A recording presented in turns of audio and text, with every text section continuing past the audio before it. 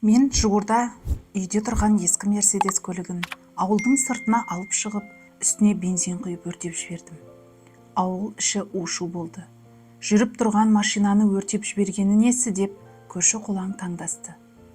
Атам болса, бұның дұрыс болды балам, бізге құт болмаған сол темірдің үйімізден аулақ кеткені дұрыс деді. Осыдан 5 жыл бұрын әкем үйдегі 5-6 жылқыны базарға шығарып сатып, бір аптадан соң жүріп тұрған Мерседес көлігін алып келді. Өмір бақи колхоздың басшылық қызметінде болған соң, Волгаға тақымы үйреніп қалған адам емес пе, жаяу жүргісі келмеген шығар десті анам.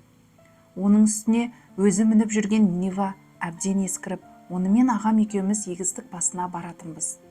Сонымен әкем иномарканың қызығына кіріп алды әбден. Қаладағы базарда ет сататын еді. 3-4 жылда шаруасы да дөңгеленіп жүре бастады. Анам екеуі қайын жұртына да барады. Аудандағы күллі туысқан атаулыны адақтап шығады. Сөйтсек жарықтықтың бой жазуы екен ғой. Көктемнің аяғында әкем кешке қаладан келе жатып, машинасы жолдан шығып кетіп, авария болды. Жол үстінде келе жатқан атарбаны айналып өте бере, кішкентай баланың құлдыраңдап жолға жүгіріп келе жатқанын байқайды да, машинаны жолдың шетіндегі ағашқа қарай бұрып жіберген. Атарба үстіндегі кемпір мен шал да аман, жолға жүгіріп шыққан кішкентай бала да аман, тек әкеміз сол авариядан беті бері қарамады. Реанимацияда 3 күн жатып, таңға жуық үзіліп кетті. Алла тағалаға да жақсы адамдар керек екен деседі ғой. Ағайын туыс, көрші қолаң, тұтас ауыл боп, әкемізді ақырғы сапарға жөнелттік. Жаназада барлық адам әкеміздің жақсы адам болғанын, кезінде колхозды да абыроймен басқарғанын айтып жатты. Ол да болса көңілге медет екен. Сонымен әкеміздің қырқын беріп ес жия бастаған соң, ағам қолдағы бар қаражатты жинап, әкеміздің Мерседесін жөндеуге берді. 1 айдан соң көлікті үйге айдап әкелді. Мен әкемді жалмаған темірге біразға дейін қарай алмай жүрдім. Анам да көлікті көрген сайын көңілі босайтынды шығарды. Ағам екеуміз Нивамен күндіз егістікке барамыз. Кешке ағам кластастарын жинап алып, бәрі Мерседеске мініп қыдырып жүретін. Бірде ауылдың балалары көрші ауылға футболдан жарысқа баратын болды да, менің ағама бізді апарып келші, 3 машинамен шығамыз деп өтініш айтып келді. Ағамның да футбол, волейбол, баскетбол десе шығарға жаны бөлек. Ол да бар жұмысты маған тапсырып, өзі жарысқа кетті. Бидайдың соңғы суын ұстап, кешке үйге шаршап келе жатып, біздің есік алдында қара құрым халық, жүрегім су ете қалды. Тағы не боп қалды екен? Тыныштық болар. Мен есік алдына кеп тоқтағанда, аула ішінде сапырылысқан халық бәрі жылап жүр. Мені көрген анам талып қалды. Сонда барып аңғардым. Ағама бірдеңе болған. Өйткені ағамның кластастары жан ұшырып жүгіріп жүр. Сатқа, сабыр ет, өзіңе бекем бол, Қуатжан авариядан қайтыс болды деген ағамның кластасы Жомарттың жағасынан ала түсіппін. Не істеп, не қойғанымды өзім түсінбеймін.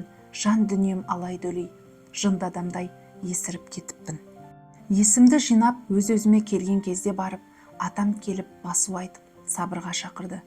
Жарыстан қайтып келе жатқанда, рөлде отырған 3 жігіт жарысқа түскен. Машина ішіндегі жас балаларға да желік біткен, сонымен 3-еуі асфальтты, қотыр-қотыр жолдарда құйғыта жөнелген. Ағамның астындағы Мерседесі қойсын ба, трассаның королі деп бекер айтпаған ғой. Бәріне суырылып шығып, шаңдана жөнелген. Ауылға кіреберістегі айналма жолда ағам рөлге ие бола алмай, машина тастақ жолда аунап тұрған. Қызығы, машина ішіндегі 4 бала сапсау, тіпті бірде-бір сызық жоқ денелерінде. Бастары да жарылмаған, сынған шыққан ештеңесі жоқ. Тек ағам ашық тұрған терезеден жартылай шығып кетіп, машина астына басылып қалған. Сонымен небәрі 20-ға да толмаған жап-жас жігітті өлілер мекеніне жөнелттік. Әкем мен ағамның арасы небәрі 3 ай. 3 айда бір үйден 2 көлік шығару аса ауыр қасірет. Атам мүлдем шөгіп кетті. Анам болса мылқау адамдай тілден қалды. Сөйлемей қойды. Тек сұрақ қойсан ғана әрең-әрең жауап қатады. Бұрынғы ашық жарқын мінезі, жиын тойда ағайынның ортасына кіріп кетіп, басқара жөнелетін қасиеті қазір жоқ. Көз түсе ағамның да қырқын бердік. Егінге комбайн салдым. Есімнен ағам кетер емес. Мектеп бітірген кезде үйдегілердің оқуға түсіп ал дегеніне көнбей, мен егістікпен ақ көтерілем, оқымасам да жердің тілін тауып, жағдайымды жасап алам деп айта беретін үнемі. Жердің тілін таба алатынына күмәнім жоқ еді, бірақ өзі жердің астына ерте түсіп кетті. Күз соңында ағамның кластастары, ауылдың футбол ойнап жүрген жастары жиналып келіп, анамнан қояр да қоймай кілтін алып, машинаны жөндетуге алып кеткен. Көп ұзамай 2 мәрте авария болған машинаны түзеп-күзеп қайтадан орнына әкеліп қойды. Жүріп тұр, күз түсе мен малға шығып кеттім. Атам болса күнұзақ далада отырады. Не ойлатынын бір Алла білер. Анам болса үйден шықпайды. Екеуі де балаларынан айырылып қайғырады ғой. Осы бір сұрықсыз көрініс менің де жүрегімді қынжылтады. Сондықтан өз үйімнен қашқым кеп тұрады. Өткенде анама мына машинаны сатып жіберейік, босқа тұрып шіріп кетер дедім. Анам тіс жарып сөйлемеді. Шай ішіп бола бере, өзің біл, бұл жағын балам, деді де қойды. Менің сөзімді атам қостады. Сатсаң сат айналайын, тұқымымды жалмаған темір болды деді. Артынша Кенжеғали кімнен алды екен бұл машинаны, деп елеусіз сұрап қалды. Бұрын ПМПК-ның бастығы болған Әуелбек Өмірәлі ше, деп анам қайнатасына жауап берді. Жандарбектің Өмірәлісі ме? Деді атам таңырқай сұрап. Анам иә деп басын изеді. Қап, деді атам. Қап, мұны неге маған ертерек айтпадың келінжан? Неге айтпадың маған деп мазасызданып кетті. Бетін сипап, дастарханнан тұрды да төргі бөлмеге кіріп, бүк түсіп жатып қалды.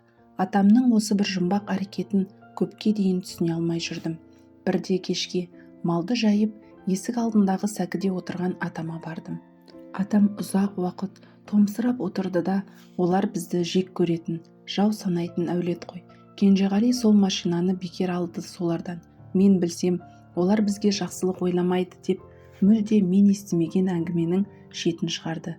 Олардың аталары 1937 жылы Сібірге айдалып кетті. Сталинге қарсы болған, әйтеуір бір себеппен ит жеккен айналды.